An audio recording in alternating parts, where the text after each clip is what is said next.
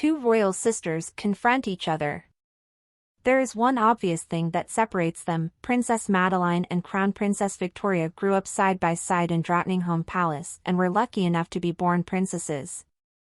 But today they live very different lives and in many ways are very different from each other. Now another specific detail that separates the two stands out. The difference between Victoria and Madeleine is an expert's verdict. One lives in cold Sweden, the other in sunny Florida. One is hardly ever seen in public, while the other prepares daily to one day become queen. Yes, Madeleine and Victoria's lives are different in many ways.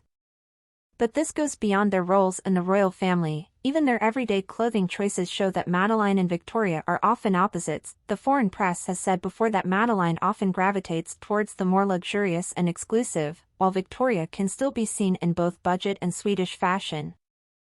However, the style is in stark contrast to her sisters. Crown Princess Victoria usually chooses to speak Swedish or some other Scandinavian language when on official trips, Caroline Wagel, a court expert for the Norwegian government, told Seakor at the time. But it doesn't end there. Linguist on Madeleine and Victoria's breakup. No, because now another thing has been discovered that separates them both. The issue of the language of the upper class is discussed on the program Sveriges Radio Språket.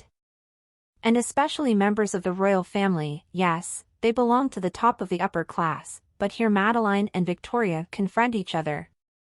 There is a big contrast between Crown Princess Victoria and Princess Madeleine's speech, says Jenny Ekvist, class and language researcher at the program.